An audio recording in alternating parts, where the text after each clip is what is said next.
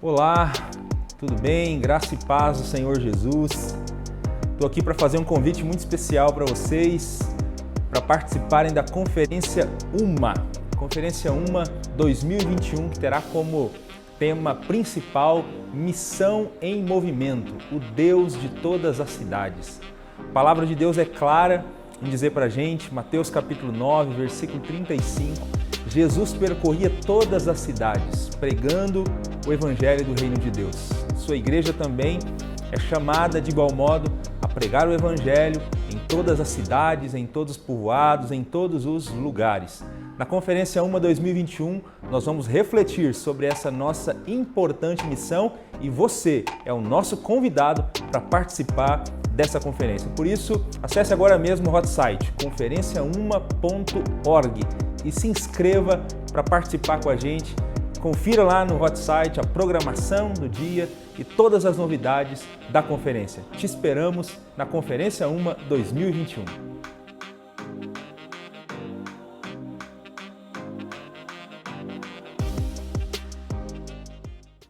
A paz do Senhor Jesus, meu irmão, minha irmã, sejam todos muito bem-vindos a mais um estudo da nossa lição bíblica.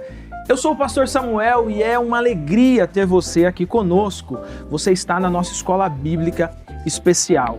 Você pode disparar esse link aí para todos os seus contatos, WhatsApp, Instagram, para que outras tantas pessoas possam ter acesso a esse conteúdo, participar aqui com a gente. Como você sabe, a nossa escola bíblica vai ao ar às quartas-feiras e reprisada aos sábados. Então você precisa compartilhar para que nós possamos atingir um maior número de pessoas. Bom, além disso, você sabe, né? Curtir, se inscrever no canal, coisas que você já está acostumado e olha, a programação está muito cheia e eu tenho certeza de que você será muito abençoado com cada programa que está nessa nova grade aqui do canal dos Promessistas. Hoje nós vamos partir para a lição de número 4. Nós estamos nessa nova série de lições e dando respostas bíblicas para algumas questões que são contemporâneas. E hoje nós vamos conversar um pouquinho sobre uma afirmação da Escritura. Homem e mulher os criou. Pega aí o seu papel, sua lição bíblica, a Bíblia Sagrada e vamos juntos estudar mais esse tema da Palavra de Deus.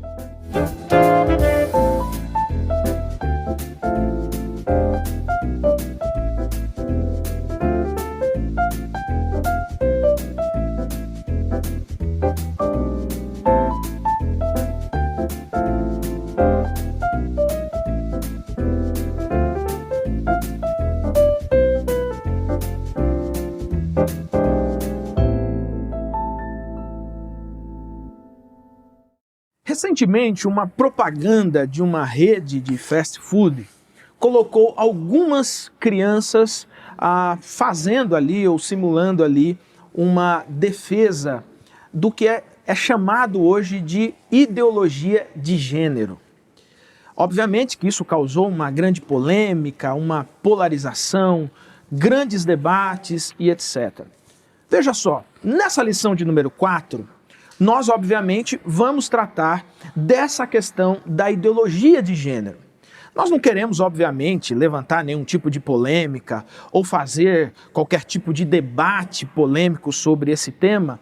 O que nós queremos é abrir a Escritura Sagrada, abrir a Bíblia, que é a nossa regra de fé e de prática, e deixar ela falar conosco como é que Deus enxerga homem, como Deus enxerga a mulher.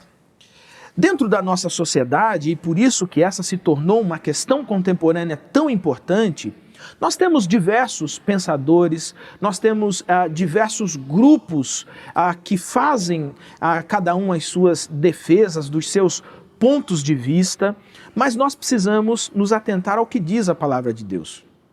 Como seguidores de Cristo, como tendo a Bíblia como o centro das decisões da nossa vida, nós precisamos perguntar para Deus quais as ideologias que nós devemos olhar com um olhar confrontador ou não. Por isso que essa lição de número 4, ela vai trabalhar a partir de um texto base muito importante para nós, que é Gênesis capítulo 1, versículo de número 27.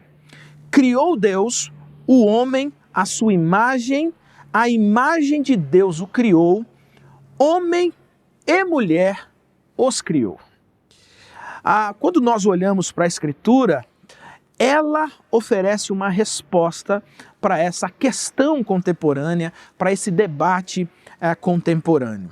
Para a gente entender um pouquinho sobre o que é a ideologia de gênero, sobre como ela tem influenciado a sociedade, o pensamento na sociedade, inclusive as novas gerações, também compreender como as questões da homossexualidade também tem sido um debate constante na nossa sociedade e o que a palavra de Deus fala sobre isso. Para nos ajudar a encontrar essas respostas na Escritura, está conosco aqui mais uma vez para ajudar nas respostas e na reflexão o pastor Willy. Pastor Willy, eu estou aqui com a sensação de que você ficou com os temas mais difíceis, né? Mas seja bem-vindo, que seja um tempo abençoador mais uma vez. Amém, amém. Paz do Senhor, pastor Samuel, paz do Senhor, meus queridos irmãos e irmãs.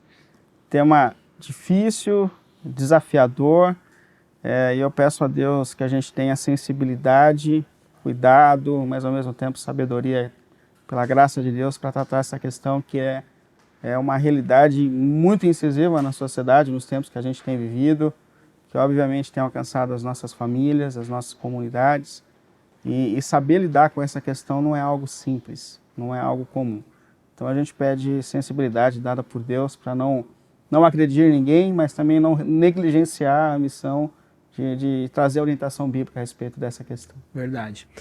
Essa é uma questão muito contemporânea mesmo, assim, eu estou me lembrando aqui de um episódio, pastor Willy, uma vez conversando com um casal de amigos, ela não era cristã, nunca tinha frequentado nenhuma igreja e tal, e aí quando o meu amigo apresentou, não, esse aqui é o Samuel e tal, e aquela coisa toda, e ele é pastor. Ah, você é pastor e tal? Eu sou pastor, e aquela conversa toda. E ela ouvindo assim atentamente, aí depois de alguns minutos ali interagindo, ela resolveu fazer uma pergunta. E a pergunta que ela fez foi a seguinte: o que você pensa sobre o homossexualismo?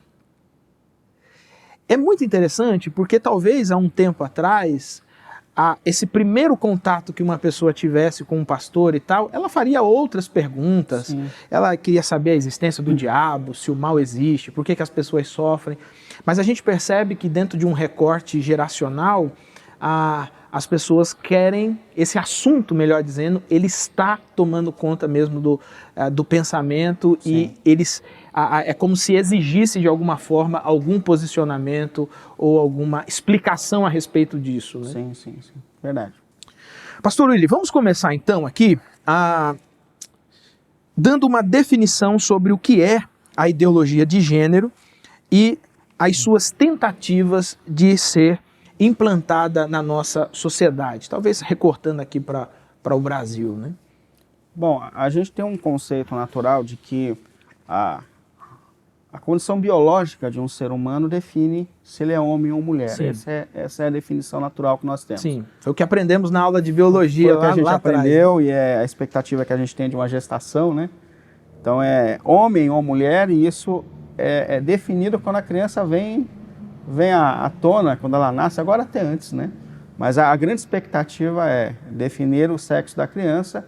Logo, se a gente entende se a gente percebe que nasce homem, se o órgão sexual é masculino, a gente não só chama de homem, mas existe uma série de conceitos a respeito do que ele vai exercer na sociedade. Ele é criado como, né? Exatamente. Então ele nasce homem, ele corta o cabelo de homem, ele veste como homem, ele é preparado pela família para exercer o papel de homem na sociedade e vice-versa, né? Logo nascendo mulher, naturalmente a gente já tem um conjunto de roupas que foram preparadas e preparar esse ser humano para exercer esse papel social.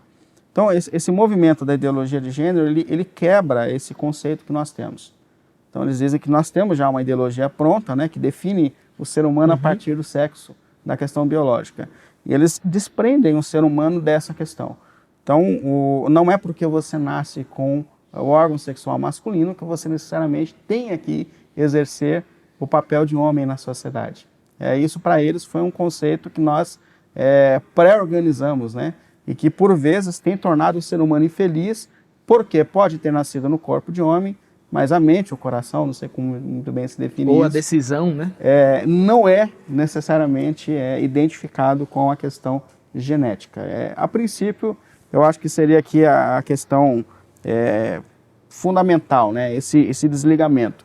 E essa questão também acaba se estendendo à questão até da vida sexual, da vida íntima, né? Porque além dessa indefinição, desse desligamento da condição biológica com a questão de ser, né, do papel que ele vai exercer na sociedade, para eles também não necessariamente nascer homem é ter atração por mulher, e vice-versa. Nascer mulher é ter atração íntima, sexual por homem. Então aqui existem essa linha, eu acho que não cabe nem tantas as opções que existem hoje, mas existem os assexuais, existem homossexuais, existem os bissexuais que têm essa atração por ambos os sexos, existem os pansexuais, e assim vai uma lista enorme aqui de definições quando se quebra então esse paradigma de que a grande ideia a gente precisa desprender a questão biológica a respeito do que o ser humano pode exercer. Então, para eles, há uma ideia pronta a respeito disso que a gente faz, definindo o que o ser humano vai ser no contexto social a partir da definição biológica com que ele vem ao mundo. Essa seria a ideia principal aqui dessa luta que tem.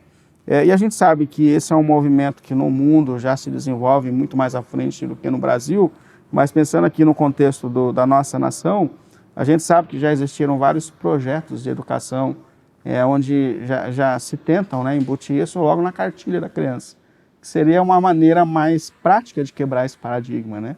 Porque o adulto provavelmente já tem uma ideia formatada a respeito desse papel que o ser humano exerce a partir da condição biológica. Então, já houveram cartilhas que tentaram entrar, foram seguradas, há um conflito muito intenso, né, na psicologia, até nesses conceitos da formação da criança, se isso é ou não coerente. Então já foi segurado. E existem também movimentos que mexem até com a língua portuguesa para tornar essa associação mais fácil. Então, tornar os pronomes neutros, né? O ele, o ela, né? Todos até os ou pronomes todas. sofreram nisso. Isso. Não, algumas coisas estão entrando agora, né? Todes, e seriam linguagens que facilitariam o ser humano, não induzindo ele a essa questão de que se ele nasceu homem, ele tem que ser homem. De que se ele nasceu mulher, ela tem que ter atração por mulher. A ideia aqui é quebrar com essa ideia pré-formatada que nós temos a respeito de condição biológica, papel social a ser exercido. Cara, que interessante. Então, na verdade, faz uma separação entre o ser biológico. Não, então, assim, eu tenho esse órgão sexual porque eu nasci assim, mas eu não me entendo assim. Exatamente. Na sociedade eu quero ser o outro gênero, né? Eu quero ser o outro gênero, então eu vou lá, decido.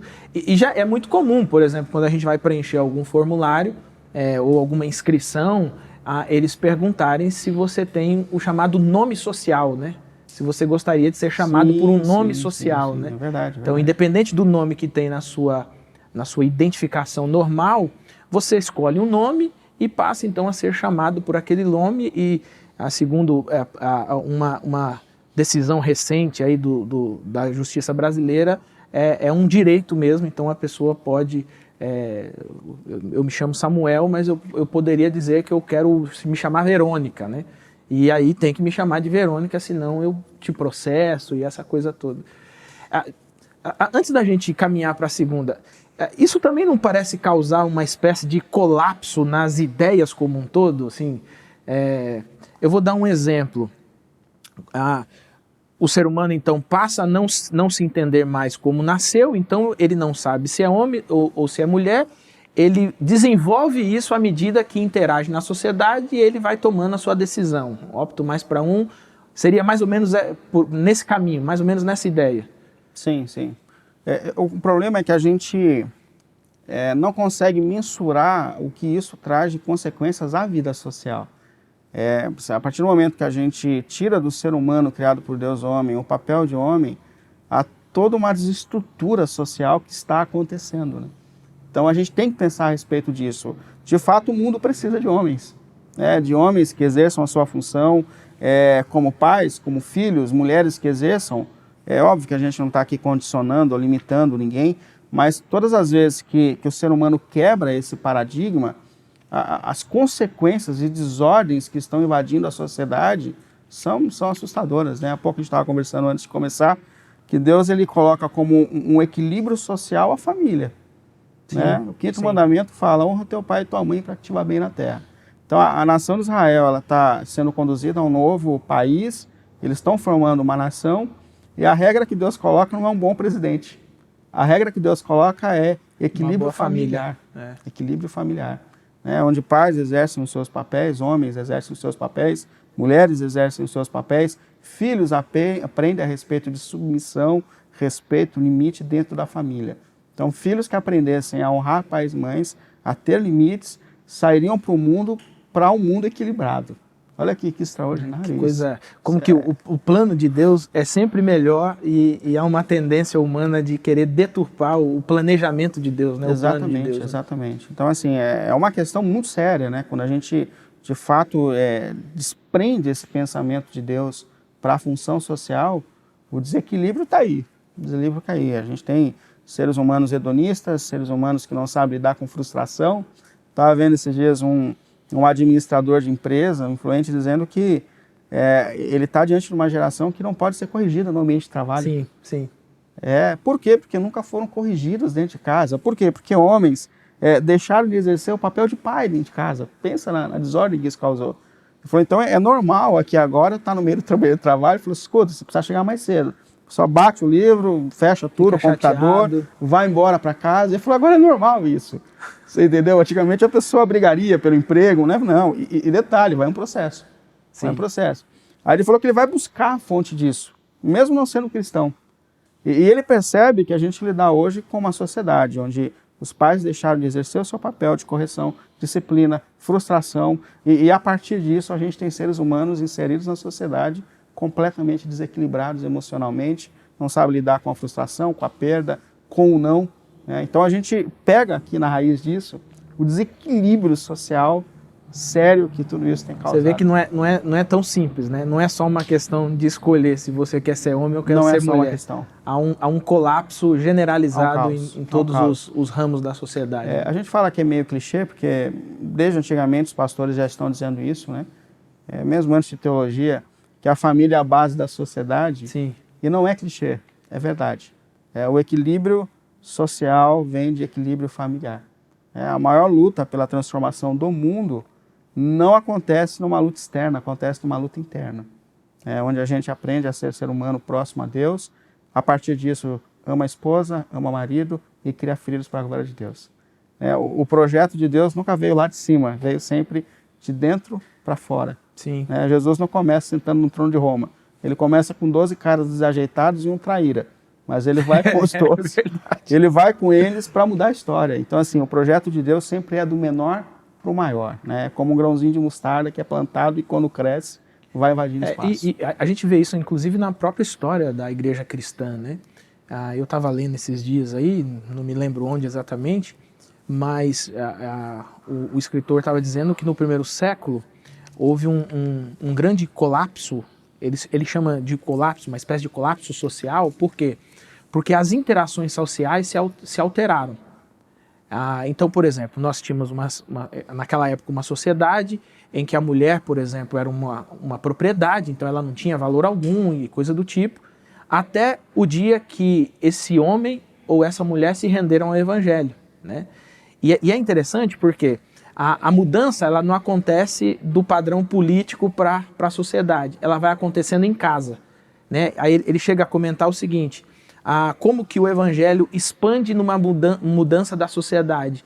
A vizinha começou a olhar que o marido da vizinha está tratando ela melhor. Ele não trata ela como uma propriedade, ele trata ela com amor, ele trata ela com respeito. Né? Parece que eles finalmente estão construindo uma vida juntos.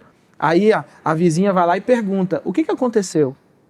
É isso. Aí ela fala, não, é que a gente agora tá indo na igreja de uns crentes aí, Jesus aqui mudou as coisas lá, ensinaram pra gente que o marido ama até a morte, a esposa respeita, e aí nós estamos vivendo bem. Parou de gritar. A mulher fala assim, eu preciso levar meu marido para essa igreja. E o evangelho cresce dentro de um conceito social mesmo, né? Não é uma arena com grandes pregadores chamando. Não, o vizinho começou a tratar bem a mulher respeitando, vivendo em amor com o marido. Os vizinhos começaram a olhar e falaram, não é possível, essa família tem um negócio diferente. Né? Sim, sim. Aí você percebe que o evangelho tem essa sutileza, como você falou, do menor para o maior, né? Do pequeno para o grande. Né? Só a questão é que essa luta pelo ambiente familiar ela é tremenda. Tanto é que ela é o contexto da carta de Paulo lá no capítulo 6 a Efésios, quando ele fala da luta espiritual. Sim. Quando ele fala do campo de batalha, ele fala da família. É muito interessante. Não é? Sujeitáveis uns aos outros. Maridos amem as suas esposas, e mulheres amem seus maridos, e filhos amem seus pais. Aí quando ele fala assim, mas diante disso, fortaleçam-se no Senhor e no seu poder. Porque de fato, a luta espiritual para que isso não se torne uma realidade é muito grande. É muito grande. É muito grande. Né? Então, e ela não é humana, né? Não é humana. É contra potestades, não contra é humana, principados. não é humana. Então, a Paulo deixa essa questão muito séria. A gente está falando parece uma coisa simples, mas o campo de batalha acontece dentro da nossa casa. Né? Acontece dentro dessa formação familiar para a glória de Deus. Né? Filhos criados para a glória de Deus serão a mudança do mundo, da sociedade, manifestação do reino de Deus. Então isso aqui para a gente, pastor Willy, não é só uma discussão filosófica, né? Não é só, é exatamente isso. Isso aqui tem uma espiritualidade pura. Quando a gente vem para a Escritura, para a gente entender qual é a teologia bíblica da criação, qual é o papel da criação, como Deus faz e interage com isso, não é uma pessoa disse assim para mim, não, eu não acredito em ideologia de gênero, eu acredito em ideologia de Gênesis. Eu falei, você está errado, porque Gênesis não é uma ideologia, Gênesis é a verdade de Deus, a verdade da Escritura, não é uma ideologia, não é uma ideia, isso não. Essa é a verdade de Deus, né? O propósito do Deus Criador para a criatura. Exatamente. Quando a gente olha então para isso, nós não estamos olhando só para uma sociedade enquanto seres humanos, antropologicamente dizendo, mas estamos também considerando o fator espiritual de ataque maligno dentro dessa esfera familiar. E isso é evidente. Eu acho que você não precisa nem ser espiritualista para você enxergar que há um ataque maligno sistemático. Eu até costumo pensar que Satanás ele abandonou tentar os pais e mães, né? Porque agora ele já percebeu que os pais e mães deixaram os filhos soltos, então ele vai direto nos filhos, né? O programa de televisão é para o filho, o cara do YouTube lá, o influencer é para o filho. Então assim, a gente já sabe que não vamos te influenciar, a gente vai influenciar ele, né? E às vezes a gente perde tempo discutindo coisas sem sentido, enquanto esse colapso, né, da nossa família, da casa, está acontecendo. Né? Sim, sim. Eu só acho importante a gente sempre lembrar, até falar isso mais para frente, que o medo não é de quem pertence ao reino de Deus. Eu sempre tenho me deparado com pais dessa forma. Então sai a propaganda, pastor, vamos esconder os nossos filhos. Não. A profecia bíblica diz que o reino da luz, ele prevalece sobre o reino das trevas. Então se a gente tem a missão de formar filhos para a glória de Deus, a gente pode descansar nisso. A minha luta é ensinar a respeito do reino para o meu filho. E eu tenho certeza de que ele influenciará o mundo no qual ele está inserido. Então, a nossa posição como cidadãos do reino nunca é de medo, mas é de preparo para a missão. É um conflito, né, do reino da luz com o reino das trevas. Mas a gente tem que acreditar nisso, que a formação de pessoas, que o respeito familiar, que essa relação... Eu não sei se eu disse isso numa escola bíblica, se eu disse eu vou dizer de novo, mas eu achei extraordinária a fala que foi colocada em uma das nossas lições, da outra série, onde ele fala assim, a melhor forma de um pai amar o filho é amar a mãe dele. É extraordinário isso. Sim. A melhor forma de um pai amar o seu filho é amar a mãe dele. Ele está vendo, ele está observando, ele está acompanhando, ele está se desenvolvendo. Comigo que ele está aprendendo como que se trata uma mulher ou como se trata um homem. Então a grande luta está aqui, mas a gente precisa confiar que uma igreja que se engaja nessa missão, ela é forte. E ela vai vencer o mundo, porque isso já foi dito por Amém, já foi dito por Cristo, né? E Cristo deixou, inclusive, as ferramentas para que seja vencido, né? Bom, vamos caminhar um pouquinho mais, pastor Willy. Com base no capítulo 1º, né, de Gênesis e também no capítulo 2º, assim como nos textos do capítulo 4 e Levítico 12 e o comentário, como é o ensino bíblico a respeito da doutrina da criação sobre o gênero? Importante isso, porque eu acho que diante de tantas vozes, né, que a gente tem a Sim. respeito do que é o correto, o que não é correto, é óbvio que a gente recorre para a palavra de Deus, e olhando para o propósito do Deus Criador, a gente entende de fato como a família, a sexualidade se desenvolve. Aí eu pego lá no texto do Gênesis, capítulo 1, no versículo 27, que diz assim, ó, Deus criou o homem, à sua imagem, a imagem de Deus o criou. Homem e mulher os criou. Primeira coisa aqui que fica clara, né, que Deus cria seres humanos com uma distinção de homem e mulher. Que a expressão aqui que é usada, a gente até destacou aqui na lição, que é esse zakar no hebraico, que é relacionado ao macho, e esse nekeba, que é relacionado à fêmea. Mas é muito claro aqui que existe de fato uma distinção criada de gênero, por Deus, né, desde o princípio, e ambos criados à imagem de Deus, ou seja, iguais, né? Deus sendo uma trindade com 3 seres iguais, com funções diferentes, cria seres humanos iguais, né, horizontalmente, porém com diferença na sexualidade. Então, é claro aqui desde o Gênesis que Deus cria a gente com essa diferença. Quando a gente vai para o capítulo 2, a gente percebe Deus detalhando mais essa diferença que existe, porque ele cria que o homem foi criado, Gênesis 2, 7 a 8, mas aqui ele coloca a expressão de fato de homem, né, do macho, que é usado aqui no Ishi, no hebraico, que traz essa relação de não só a condição biológica, né, mas o fato de que a condição biológica define o fator homem, né, a posição como homem. E ele coloca isso também a respeito da mulher, dizendo, e ela será chamada mulher, no versículo 23, porque do homem foi tirada. E aqui é Isha, que biblicamente faz essa diferença aqui entre mulher, né, que é a fêmea aqui que é relacionada por Deus. Então o que a gente percebe desde o princípio é que Deus ele faz uma distinção entre seres humanos, homens e mulheres. E que em nenhum momento Deus colocou isso como uma questão neutra. Ele define, de fato, nasce homem para ser homem, né, e mulher para ser mulher. Não só a questão biológica, mas a questão do ser, do macho, da fêmea. Então, quem começa com esse propósito de definição é o próprio Deus. Ele não tratou isso de forma neutra. É até interessante que a lição cita aqui o fato de que quando Eva tem lá no Gênesis 4, versículo 1, o filho dela, ela fala, com o auxílio do Senhor tive um filho homem. E como que ela definiu Deixa isso? bem definido, né? Como ela definiu isso? Definiu pela questão biológica. Lembrando da promessa que Deus faz ali de evangelho redentor, de um ser que viria para redimir, e ela entende que seria homem, né? Um macho, né? Então, pela questão biológica, a gente percebe claramente ali que ela define justamente por ter nascido homem, né? Então, o que a gente tem que perceber aqui é que a Bíblia ela é clara em definir seres humanos a partir daquilo que eles nascem. Então, homens nascem homens para exercer um papel de homem na sociedade, mulheres nascem mulheres, e a condição biológica, biblicamente, define o que ela é, macho e fêmea, isso aqui está relacionado. Então, Deus cria, mas cria com uma distinção funcional. Caberia mais ou menos a expressão. Isso, né? isso. A distinção é funcional e não de essência, né? Não de criação, né? Criou um melhor ou um pior, criou um mais... Não, ela é só funcional, né? Funcional. Mas eu gosto do texto, porque o texto diz, e Deus criou o homem à sua imagem e semelhança. Homem e mulher os criou, né? Então ele coloca homem aqui no sentido geral, né? Mas ele especifica, né? Ele distingue homem e mulher. Ele criou os dois, ele criou da mesma forma, né? A imagem e semelhança, né? Eu gosto muito dessa expressão que vem, a sua imagem o criou, quando está o homem e a mulher criados, né? Porque assim como Deus é uma comunidade, né? São 3 pessoas, a imagem de Deus em nós só pode ser refletida quando ele cria as duas. Porque é por meio do relacionamento que nós expressamos Deus. Então é extraordinário isso.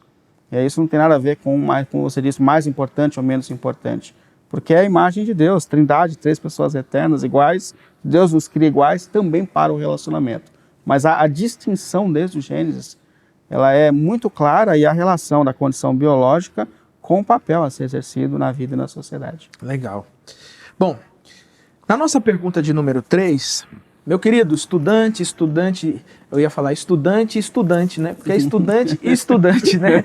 Da palavra de Deus, você está compreendendo? Nós estamos na nossa lição de número 4, estamos falando sobre essa teologia, essa doutrina da criação, o fato de Deus criar homem e criar mulher, né? Estamos, obviamente, trazendo respostas bíblicas para essa questão, que é uma questão contemporânea na nossa sociedade, a chamada ideologia de gênero, tá? Na pergunta de número 3, então, com base no texto de Gênesis também, e também de Gálatas 5, e o comentário 2, compartilhe com a classe o padrão para a sexualidade, conforme idealizado por Deus. Comente também sobre a luta contra os desejos pecaminosos. Pastor William, eu acho que aqui a ideia é a gente entender qual é o padrão que Deus estabeleceu para a sexualidade, né? Então acho que a gente começa a saltar um pouquinho da ideia da ideologia, né? Já vimos que a Bíblia fala de fato que Deus criou homem e mulher, então essa ideologia à luz da Bíblia não existe, né? Deus criou o gênero diferente, gênero homem, sim, gênero mulher, mas agora a gente fala de uma outra complexidade na nossa sociedade, que talvez desde a origem, né? Se você tem uma dificuldade de definir gênero, automaticamente você também vai ter uma dificuldade de compreender o padrão de sexualidade, né? Como que a Bíblia responde a isso, pastor William? Legal, muito bom. Então fica claro que a definição biológica define sim, né, o ser macho ou fêmea, mas há ainda essa outra questão, né? Porque será que porque nasci homem tenho que ter atração por mulher, né? Essa atração também foi pensada por Deus. Aí eu leio aqui o Gênesis 1:28, onde Deus diz assim, ó, Deus abençoou e lhes disse, isso ao homem e à mulher, né? Sejam férteis e multipliquem-se, encham e subjuguem a terra, dominem sobre os peixes do mar e sobre as aves do céu e sobre todos os animais que se movem sobre ela. Eu acho que a expressão essencial está aqui, né? Sejam férteis e multipliquem-se. Porque aqui fica muito claro que a sexualidade pensada por Deus, ela tem que estar dentro de um contexto de homem e mulher. Sejam férteis, multipliquem-se. Né? Só é possível, obviamente, numa relação heterossexual.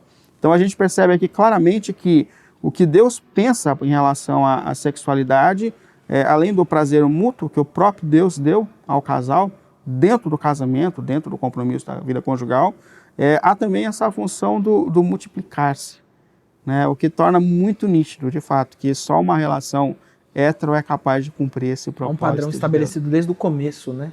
Há uma finalidade aqui, desde o começo, né? Há um padrão aqui estabelecido. Então aqui é importante definir isso, né? E a segunda questão que você coloca, então a primeira, o padrão idealizado por Deus é que homens desejem mulheres e que mulheres desejem homens. Isso foi o que Deus pensou. Seria o natural, né, digamos. O processo natural que Deus deu para a criação seria justamente esse. Agora, falando assim, perfeito, né? Agora a gente sabe que, infelizmente, o pecado entrou na história humana. E que o pecado ele atinge o ser humano de várias formas. E que atinge intensamente na questão da sexualidade. Então, infelizmente, a gente sabe sim que existem pessoas nesse mundo que têm a questão da sexualidade distorcida. Há um histórico, por isso que eu falo que a gente tem que lidar com muita sensibilidade com essa questão, porque há um histórico que pode induzir sexualidade. Eu estudei, eu lembro quando a gente fazia a faculdade lá no Mackenzie, e eu tive o privilégio de estudar com os maiores psicólogos dessa área na época. Então ele era psicólogo e pastor. E ele sensibilizava muito o nosso coração em relação às lutas, né? Esse sofrimento, né? Esse sofrimento. Que é real, né? Porque existem dois contextos, né? Existe o contexto daqueles que estão inseridos no mundo, e o mundo tem os seus próprios princípios, e a gente tem que tomar cuidado, porque no mundo em que nós estamos inseridos, a homossexualidade não é crime, né? Existem leis a respeito da atitude sexual, então com animais e com crianças isso é crime, fora isso não é crime. Então a gente tem que tomar muito cuidado com a maneira que a gente lidar com isso dentro do contexto social. Há uma necessidade de respeito aqui. Mas há aqueles que vieram para o reino de Deus, que foram gerados espiritualmente, há ainda esse conflito, apesar da consciência agora alinhada com esse propósito de Deus para a sexualidade, os desejos ainda não estão alinhados. O desejo ainda está presente, né? Essa é a questão que a gente tem que levar com muita sensibilidade. Então, existem várias lutas. Eu até destaco aqui que a gente tem que tomar cuidado, porque às vezes o olhar está só sobre a homossexualidade. Mas a questão da sexualidade, ela foi atingida de uma forma generalizada. Sim, sim. E talvez um dos ambientes mais escuros, né, da vida humana seja na questão um dos mais secretos também. Do mais secretos. Então, a gente pode estar aqui falando da homossexualidade, eu acho que aqui cabe por isso até o respeito, né? Mas tem a homossexualidade, mas tem o vício na pornografia, tem o vício vários vícios aqui, masturbação. O próprio vício do sexo mesmo. Do sexo, né? Da masturbação, de várias outras questões que também ferem a Deus, né? Só que a gente tem um preconceito de que só a questão da homossexualidade é uma desordem. Então a gente tem que tomar muito cuidado com essa questão, não é uma luta simples.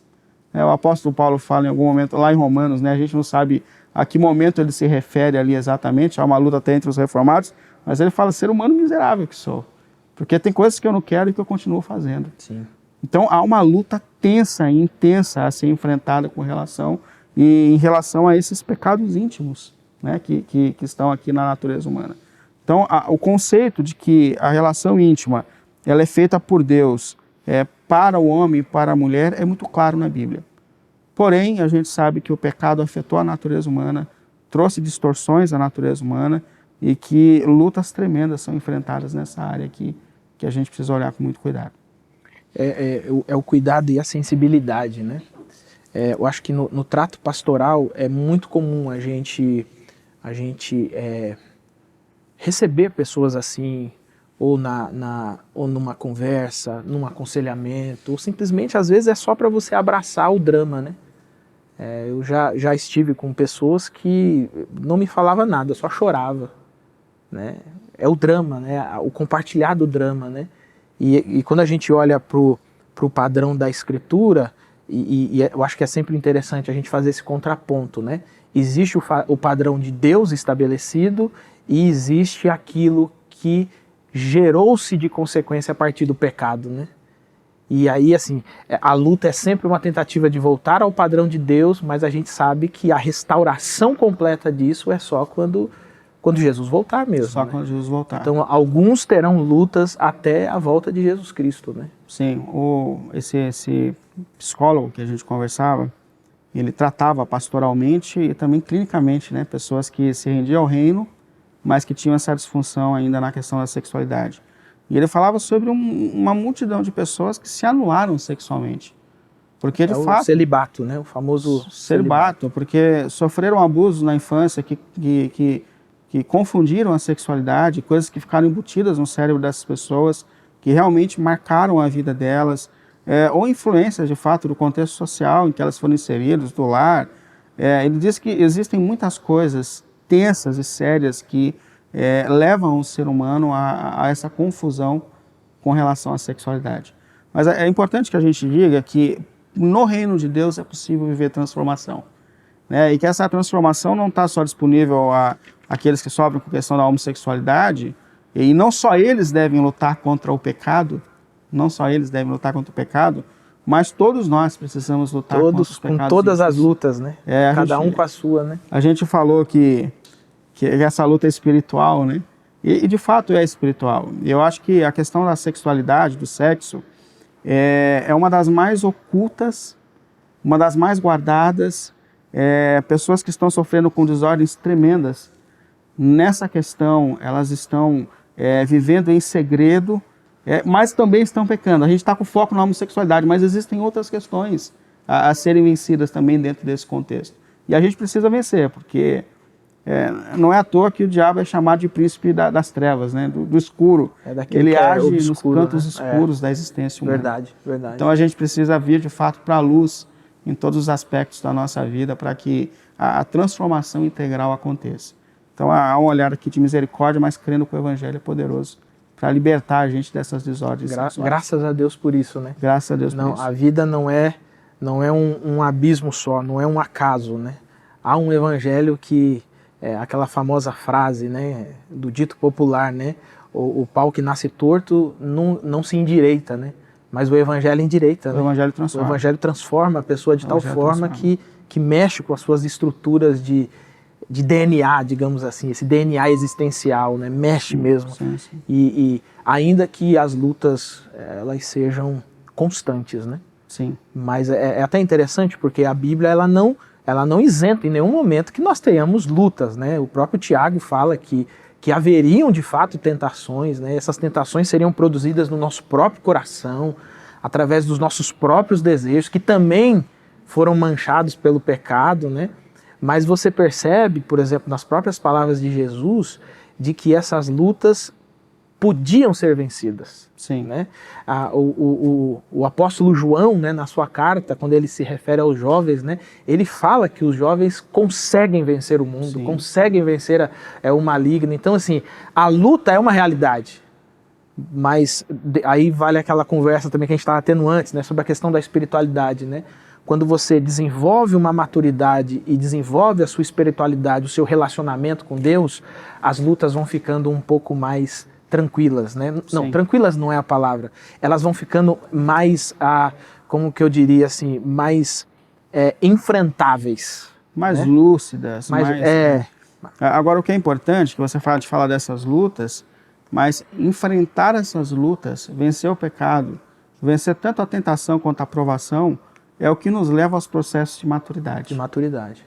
Então, assim, alguém viciado, entregue ao seu vício, não amadurece. Alguém que luta, sofre, seja na provação, seja na tentação, é essa pessoa que vai crescer e vai tornar-se mais parecida com Cristo. Então, aqui a gente vê a necessidade do processo de santificação. E como eu disse aqui, não é só o homossexual que tem que lutar contra isso. Sim. Há um mundo agora de crentes afetados por esse mundo virtual. A relação sexual, como a gente vê aqui, ela é feita para a vida conjugal. Não é para a vida independente, sozinho. Existem pessoas que vêm de outros vícios e falam, quando eu casar, toda satisfação vai acontecer. Mentira. Você tem que aprender a lidar com os seus desejos. A gente precisa aprender a lidar com o corpo. A gente precisa viver a santificação nesses cantos mais escuros da vida, para que a gente amadureça, para que o caráter de Cristo seja desenvolvido em nós. Amém. Então é uma luta que não estende só ao homossexual, mas é uma reorganização. Eu estava ouvindo uma psicóloga falando a respeito disso, ela falando assim, a gente luta para livrar o homossexual da homossexualidade, mas ele sai de uma armadilha e cai em outra. Ele vai cair num outro vício da sexualidade, ele vai cair em outro problema, porque ele tem uma desordem a ser vencida. A desordem anterior, né? A prática então, assim, há um trauma a ser vencido, há uma desordem que o pecado trouxe para a vida humana, e só a luta mesmo pela santificação, seja do homossexual, ou seja de qualquer desordem sexual em nós, que vai produzir a gente nesse caráter de Cristo, essa maturidade desejada por Deus. Né? Legal. Pastor Willy, como a gente está falando dessa questão da homossexualidade, né, e do homossexualismo, eu queria que você comentasse para a gente qual é o ensino bíblico, né, aí na nossa questão de número 4, qual é o ensino bíblico sobre as práticas homossexuais? Isso é uma questão bastante importante, porque por mais que a gente diga que é difícil, que existam influências, e cabe até a nossa sensibilidade aqui em dizer que quando a gente fala aqui a respeito da luta contra a homossexualidade, a gente não acha que tem um botão, né?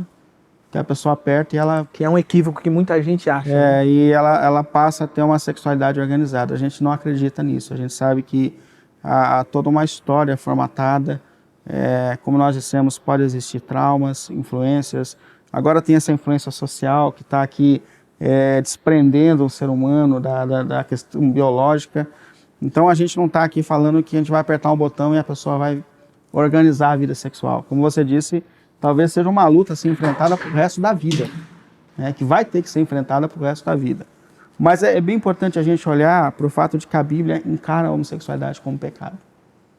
Então, deixa eu tentar aqui ler alguns textos que trazem luz para a gente aqui com relação a essa questão. Quando a gente pega, por exemplo, Levíticos, ele fala aqui, que a questão da homossexualidade é tratada por Deus como algo repugnante. Ou seja, desde o contexto do Antigo Testamento, Deus ele tratando essa questão aqui de homossexualidade como algo completamente fora da vontade de Deus e do propósito de Deus. Tá nítido aqui. E os textos aqui, eu peguei aqui Levíticos, deixa eu ler o texto, 18, 22, ó. Não se deite com homem com quem se deita como com mulher. Não se deite com o homem como quem se deita com a mulher. Isso é repugnante aos olhos de Deus. Ou seja, independente do que a sociedade trata como normal ou não, a Bíblia trata isso como um pecado muito sério. Então Deus não só define lá no início de todas as coisas o caminho que o ser humano tem com relação à sexualidade, como repreende depois a atitude do ser humano em estado de pecado, ignorando esse propósito que Deus dá a respeito da sexualidade humana. Portanto, é muito nítido na palavra de Deus. Lá em Romanos, vários textos aqui são citados, mas lá em Romanos capítulo 1, o apóstolo Paulo fala a respeito dessa entrega, né, do contexto social em que ele está inserido, como pessoas que negaram, rejeitaram a revelação de Deus, ou seja, pessoas que rejeitaram o propósito que Deus Criador deu à sua criação. Quando a pessoa, como nós dissemos, as distorções estão na natureza humana, mas quando a pessoa se entrega a isso, para Deus uma rejeição, de fato, do milagre de que Deus cria homem, mulher, e cria toda a condição genética, e cria toda a condição sexual, para que isso seja algo natural. Ao ponto de Paulo fala que Deus os entregou às suas próprias paixões. Sim. Então, aquilo que a gente falou, né? Não que isso seja fácil, natural, essa organização da vida sexual. Mas enquanto a gente luta em orações, e luta contra o pecado, luta contra as desordens, há uma mão de Deus, né, como se estivesse atrás da nossa camiseta, segurando a gente, dizendo, não vai. Eu estou aqui, eu estou vendo a sua luta, eu estou te segurando. Mas pode existir um momento que é o pior da existência humana, quando Deus solta. Vai. Já que você persiste nesse pecado, já que você não quer lutar contra isso, então vai. E o ruim é porque as consequências virão. Essa é a questão, né? Então, tudo que se faz fora do propósito de Deus, a gente sabe que é sofrimento, dor e lutas. E é por isso que a gente tem até que olhar com um olhar de misericórdia em relação à homossexualidade, né? Sim. Porque, de fato, traz dor, sofrimento. Em versículo 27 de Romanos 1, Paulo diz assim, né? Os homens abandonaram as relações naturais, percebe que ele coloca aqui como natural, porque foi o que Deus criou. Né? Então, natural com as mulheres, e se inflamaram de paixões uns pelos outros. Percebe que a deixa de lutar, quando a pessoa deixa de lutar e entrega essa vida, é aí que a consequência de fato vem. Então, quando a gente olha para o contexto bíblico, a gente percebe claramente que isso aos olhos de Deus é completamente fora do propósito dele. A gente não nega, como nós dissemos aqui, que a luta é séria, a luta é intensa, que a gente tem que lutar contra toda a desordem sexual, e enquanto nós estivermos lutando, Deus estará do nosso lado, nos dando forças para que a gente viva essa transformação. Isso é importante a gente levar em conta. Legal. Bom, vamos então, pastor Willy, pensar um pouquinho aqui nesses desafios práticos, e o primeiro deles é falar um pouquinho sobre o investimento pesado que existe na mídia, né? Quando começamos aqui, eu comentei, né, de uma propaganda de uma grande rede que fez uma defesa mesmo da ideologia de gênero, né? E a nossa lição, então, ela coloca a seguinte questão, né? Você concorda que há esse investimento pesado para tornar a ideologia de gênero aceitável? E qual deve ser a postura diante desse fato? Eu gostei do texto bíblico, né? Deuteronômio 6, 7. Né? Eu acho que ele leva para aquilo que a gente falou desde o começo, né? Deuteronômio 6, 7, que é o Shema, que é um dos textos mais conhecidos da Bíblia, né? Mas ele diz assim, com persistência, ensinem aos seus filhos, converse sobre eles quando estiver sentado à mesa, quando estiver andando pelo caminho, quando se deitar e quando se levantar. Aí ele colocou aqui até o provérbio 22, 6, educa a criança no caminho que deve andar. O que Deus está mostrando para a gente claramente aqui? O mundo ele vai de mal a pior. Essa ideia que algumas pessoas têm de que o mundo de alguma maneira vai se organizar é falsa. Muito pelo contrário. A gente percebe que as pessoas que foram fiéis a Deus na história sofreram. E todos aqueles que quiserem viver os propósitos de Deus têm lutas a serem enfrentadas. A gente não se adequa ao mundo, né? A gente se posiciona. Mas Deus está dizendo que a formação de filhos para a glória de Deus, a organização familiar é capaz de vencer essas desordens dos tempos que nós estamos vivendo. Então, eu tenho, até uma mãe me procurou um tempo atrás dizendo isso, falou, pastor, eu estou apavorada com o cenário em que minha filha está inserida. Na escola, no ambiente social, com essas propagandas, não tenha medo. Né? O reino da luz é mais forte do que o reino das trevas. Faça o seu papel, ensine, ore, interceda, traga para a igreja, insira ela no contexto do ensino, do aprendizado, tranquilo em relação a isso, porque Jesus já falou que o reino das trevas não resistiria ao reino da luz. Então, os seres humanos preparados, equipados com o evangelho, são sim capazes de resistir, e não só de resistir, mas de manifestar luz à consciência de outros seres humanos que não têm a influência do evangelho do reino de Deus. Eu gosto de uma frase, não me lembro quem disse, não me lembro quando, mas eu tenho ela bem guardadinha na cabeça, que diz assim, ele estava falando sobre um período da nossa vida que tinham aqueles desenhos e tal, né? E aí falava, os desenhos da tal, né? Falava o nome da... Aí ele diz assim, se você está tão preocupado com os desenhos que passam na televisão e esses desenhos influenciam mais o seu filho do que você, o problema não são os desenhos, o problema é você. Isso aí. E isso, meus irmãos, aluno, aluna, não é querendo colocar um peso maior sobre você. É uma realidade, porque veja, o mundo anti-Deus, ele está fazendo o papel dele. Não adianta você reclamar que as novelas estão decadentes, é o papel delas. Né? Não adianta você reclamar dos desenhos que o seu filho assiste, é o papel que eles estão fazendo, não tem o que fazer. O mundo segue o seu curso, o mundo segue o seu ritmo, né? Agora, o problema é quando nós não estamos nem seguindo o nosso curso, nem seguindo o nosso ritmo, né?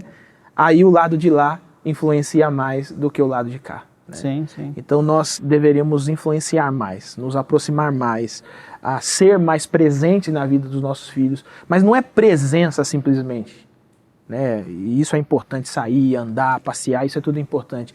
Mas é uma presença espiritual também, né? De ensino, de dedicação, de tentar dar respostas ao filho de maneira sábia, de maneira palatável, né? Como diz a Bíblia, temperada, né? Com sal. Né? Sim. Às vezes a gente vê alguns pais, eles são muito descontrolados, né? Principalmente na hora de lidar com esses dilemas modernos que os filhos estão enfrentando. Sim. Né? E isso acaba estourando lá no gabinete pastoral, né? Quando você conversa com um adolescente e você pergunta, você já falou com seus pais? E ele fala a reação dos pais, mas nós precisamos ser, como pais, ministradores dos nossos filhos em casa, né? Eu acho que o grande problema é que a gente tem essa expectativa de que alguém faça aquilo que a gente tem que fazer. Essa é a grande questão. Então, assim, não é a escola que educa uma criança. Não é o DJAP, não é o departamento infantil que vai educar o teu filho. Quem vai educar o teu filho é você. E a gente, às vezes, inserido nesse contexto de movimento de igreja, a gente não sai da igreja, a gente não tem tempo de sentar na mesa com uma criança, Sim. de ensinar, de jogar bola. Esses dias eu falei a respeito de educação de filhos, e também lendo um especialista na questão, uma psicóloga cristã, ela falou que pais estão levando demais os seus filhos para serem tratados por psicólogos. Não que isso seja um pecado, não é. Mas ela falou que é assustador, assim. Pais que não sabem o que fazer com seus filhos estão levando. E ela falou que ela já começava a passar as orientações técnicas, né, da psicologia, exercício, mas ela falou que como cristã, em algum momento ela parou e ela falou assim, esse pessoal não faz o básico. Esse pessoal não senta mais na mesa, você entendeu? Para comer junto, não faz uma oração para comer juntos. Que pais não jogam bola com os filhos. Ela falou assim, ao invés de eu passar as técnicas sem falar nada, eu comecei a passar princípios bíblicos. Senta na mesa. Você entendeu? Você come junto, sentado na mesa? Não, eu não como. Eu como com o celular ligado na mesa, com a televisão ligada. Vou fazer o seguinte, um mês, desliga tudo na hora das refeições. Tenta puxar assunto a respeito da escola, da vida familiar. Ela falou assim, foi assustador como isso trouxe resultados naturais. Sentar à mesa, para nós como cristãos, orar à mesa. Ela falou, jogar bola, meia hora de futebol com um filho de 6 anos de idade. Trouxe transformações a famílias. Então, assim, é esse contexto comum de quando a gente assume o papel que a gente tem diante do ambiente social, que pode trazer transformações incríveis. O problema a gente está esperando que alguém faça por nós aquilo que é o nosso papel. Inclusive, assim, às vezes o pessoal fala assim, não, meu filho quase não assiste televisão, ele só assiste programas educativos. Não existe, viu? Ele só assiste youtubers educativos, não existe. Se nós como pais não exercermos o papel que que Deus deixou para exercermos. Inclusive aí no texto de Deuteronômio 6, o que os nossos filhos vão aprender do lado de fora não é bom, não é educativo, pelo contrário, é deseducativo, né? E um detalhe importante é que lutar pela educação do filho forma pai. Tem que ficar atento a isso também. Então, assim, aprender a repreender uma criança, a colocar limite, a dar atenção, a desenvolver disciplina, isso me transforma. Isso me transforma. Acho que um dos caminhos que Deus mais me conduz à maturidade foi educando meu filho. Ou eu abro mão, ou eu terceirizo, ou eu vou para cima, eu percebo, Então, assim, disciplinar, corrigir, acompanhar, isso desenvolveu disciplina para mim mesmo, trouxe crescimento para mim mesmo. Faz todo sentido. Isso é extraordinário. Todo esse contexto é um contexto de formação e transformação dentro do ambiente familiar. Legal. É uma influência que começa daqui para lá, né? E não de lá para cá, né? Isso. Pastor Willy, para a gente terminar, a última aplicação aqui, ela vai dizer assim, a 6. Por que as verdades sobre gênero devem ser ensinadas com compaixão? Fale sobre a importância de corrigirmos uns aos outros, cheios de bondade. Aqui, eu também gostaria que você desse aquela palavra pastoral, né? De repente, tem algum jovem, adolescente também assistindo a gente, que está sendo bombardeado por esse negócio dessa ideologia de gênero, talvez alguns pais que estão perdidos sem saber a direção a qual tomar, mas também uma palavra pastoral para quem está enfrentando a homossexualidade, para quem está nessa luta, né? E aí uma palavra pastoral de correção para aqueles que estão já começando a entrar na prática, né? Porque é uma distinção, né, entre você ser tentado e você praticar, né? Então, assim, essas 4 palavras aí pastorais aí para os nossos alunos aqui, né, aí. Que eu lembro. Mas assim, uma questão muito séria para quem está nesse caminho é a gente entender que o Deus Criador, ele tem um propósito para a vida humana. Isso é muito importante. E todo sofrimento que é trazido à vida humana vem quando a gente quebra os paradigmas que ele deu. Então não é só uma questão de preconceito, não é só uma questão de endurecer porque eu tenho uma ideologia e eu luto contra a sua. Não é isso. É o fato de acreditar que aquilo que o Deus Criador pensou para a vida humana, inclusive para a sexualidade, é o melhor que a gente pode viver. Eu acho que essa é a nossa fé, né?